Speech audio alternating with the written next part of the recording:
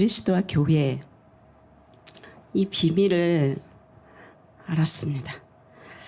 너희 안에 이 마음, 오늘 같이 좀 나눌게. 너희 안에 이 마음을 품으라. 곧 그리스도 예수의 마음이니 그는 근본 하나님의 본체이시나 하나님과 동등됨을 취할 것을 여기지 아니하시고 오히려 자기를 비워 종의 형체를 가지사 사람들과 같이 되셨고 사람의 모양으로 나타나사 자기를 낮추시고 죽기까지 복종하셨으니 곧 십자가에 죽으심이라.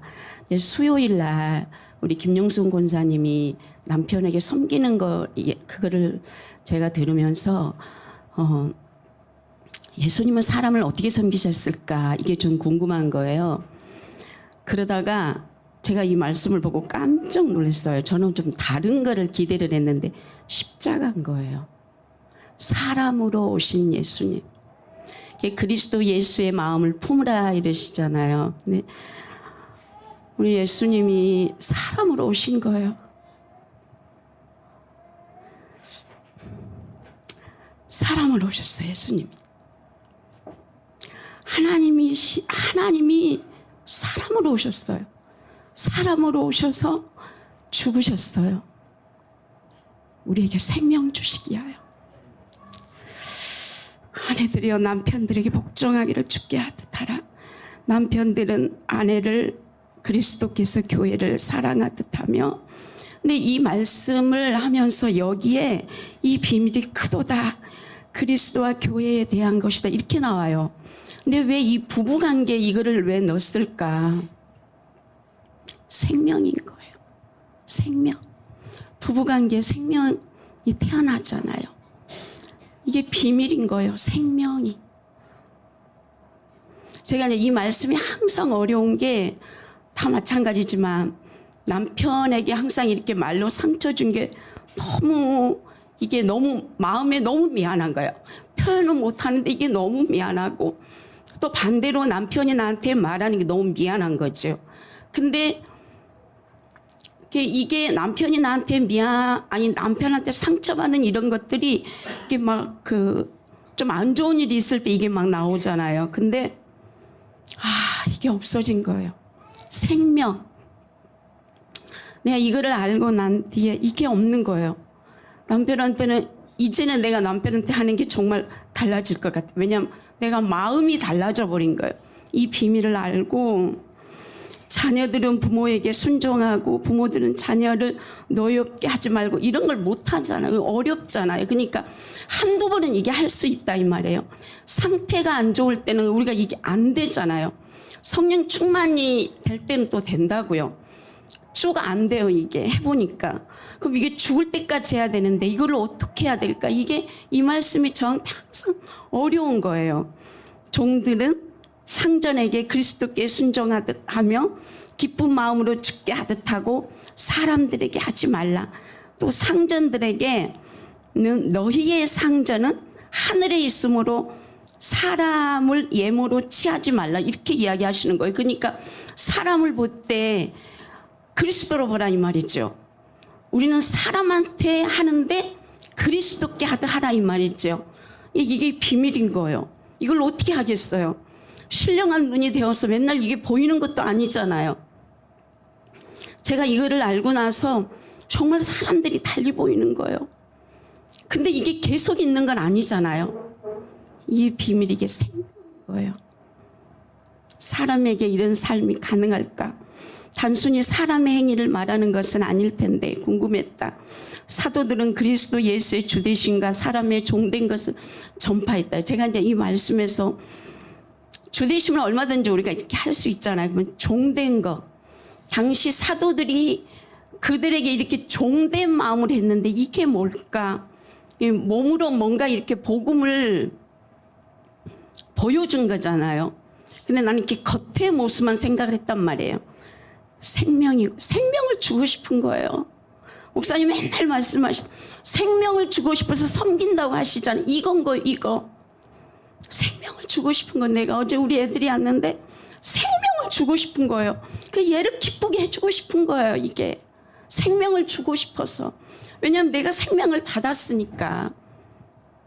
예수님이 죄인을 위해서 구원하시려고 자기를 비춰 낮추시고 종의 형체로 십자가에 죽기까지 복종하시고 교회를 주셨잖아요. 생명을 우리에게 주셨잖아요. 만물을 통해 사람은 한 번쯤은 신에 대한 존재를 고민해 볼 수 있다. 그런데 사람에게 창조주를 믿지 못한 것도 부족해 대적하는 악랄함이 있다. 여기에 하나님은 무엇 때문에 죽으심으로 사람에 대한 사랑을 보이시는가? 도대체 사람이 무엇이간데 자기 아들을 죽이면서까지 사람에 대한 사랑을 보이시는가? 생명이에요. 네, 생명, 우리에게 생명 주시기 위해서 주님이 이렇게 하신 거예요. 하나님의 형상으로 만들어진 사람 속에 주님이 우리 안에, 우리가 하나님의 형상으로 만들어졌잖아요. 하나님의 형상으로 좀 이렇게 건너뛰면서 하겠습니다. 누가복음 17장 21절 하나님의 나라는 너희 안에 있느니라. 주님이 우리 안에 계시면 우리가 하나님의 나라가 우리 안에 있잖아요. 사람의 마음에 근데 형성된 이게 죄로 형성된 견고한 진이 있다. 이기적인 인간론, 모든 이론, 합리화, 하나님과 분리된 모든 생각들, 마귀와 죄는 인간의 지성적인 영역에서 영향력을 발휘한 마귀가 그러니까 그 마귀와 죄가 인간의 지성적인 영역에서 영향력을 발휘한다라는 거예요. 이건 제가 옥스퍼드 주석에서 그대로 발췌한 것입니다. 그리스도인의 3대 적 세상, 마귀, 옛사람이 이런 것들이다. 그리스도인의 3대 적이잖아요. 그러니까 마귀가 불화살을 쌀 때 단어를 바꿔가지고 수없이 우리들을 이렇게 하는 이게 전부 견고한 진인 거예요. 마귀는 이런 것으로 제가 이거를 알게 된 거예요. 마귀는 이런 것으로 하나님을 못 믿게 한다.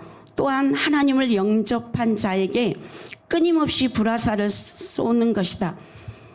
제가 아는 분에게 이렇게 좀 여러 시간을 복음으로 전하다 보니까 이게 다이렉트로 전해야 되는데 중간중간 끊는 거예요.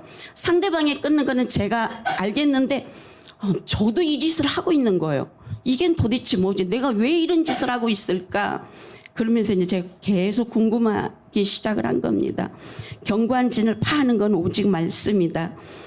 마귀는 마음에 뿌려진 길가에 뿌려진 거기 씨 뿌린 부에 첫 번째 나오면 말씀이 이렇게 뿌려지잖아요. 그러면 마귀가 이를 가져가 버린 거예요.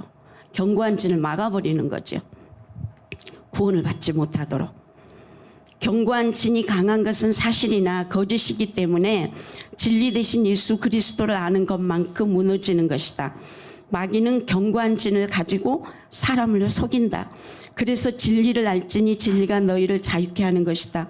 히브리서 4장 12절 하나님의 말씀은 살아있고 활력이 있어 좌우에 날서 어떤 검보다도 예리하여 혼과 영과 및 간절과 골수를 찔러 쪼개기까지 하여 또 마음의 생각과 뜻을 판단하나니 예수 그리스도를 아는 것만큼 견고한 진은 무너지고 하나님의 형상이 회복되어 리플렉션되어 나오는 것이다.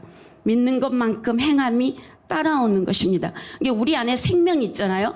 그럼 생명의 성령의 법으로 살잖아요. 로마서 8장에 나와 있는 것처럼 그럼 생명의 열매가 맺혀지는 거예요. 부활의 영광, 하나님을 아는 빛이 마음에 비추어 교회가 회복되는 것이다. 말씀 앞에 선다라는 것은 부활하신 예수님 앞에 서는 것이다. 말씀이 성령의 조명으로 마음에 비춰져 견고한 진이 지속적으로 무너지기를 간절히 원한다.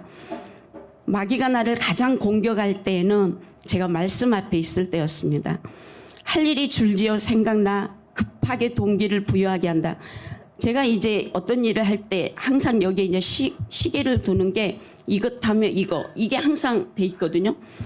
제가 말씀 앞에 이렇게 딱 서 있으면 수없는 생각들이 들어와요. 나는 내 의지는 너무나도 말씀 앞에 있고 싶은데 너무 생각이 많이 들어오니까 이게 몇 달 전에 제가 한 겁니다. 제가 나도 모르게 그러면 너가 해 내가 그랬어요. 그랬더니 이 생각이 한순간에 사라지는 거예요. 제가 그냥 그런 걸 지금 알게 된 거예요. 말씀에 집중하지 못하도록 졸개하고 마음을 분산시키고 이거는 모든 것들이 견고한 진이 무너지는 거를 막는 거예요. 이 복음의 강체를 비치지 못하도록 계속 혼미하게 만들어버리는 거예요. 하나님을 알지 못하도록. 우리가 예수 그리스도를 계속 알아가야 되잖아요. 이거를 못하도록 해버리는 거예요. 제가 이거를 깨닫고 이제 딱 생각나는 말씀이 여우를 잡고 종된 마음으로 이렇게 했잖아요. 그래서 아가서를 이제 폈습니다. 아가서 2장 5절 우리를 위하여 여우 곧 작은 여우를 잡으라 우리의 포도원에 꽃이 피었음이니라. 우리의 그 마음을 허는 여우 이렇게 표현하는데 여우를 잡았다. 마귀의 속임수를 알았다. 견고한 진의 정체를 알았다. 사람 속에 하나님이 보인다. 사람에게 행하는 것이 아니라 그리스도께 행하는 것이 이해가 되어진다. 이제 사람을 종된 마음으로 섬길 수 있겠다. 사람을 섬기는 것이 아니라 그리스도를 섬기는 것이다.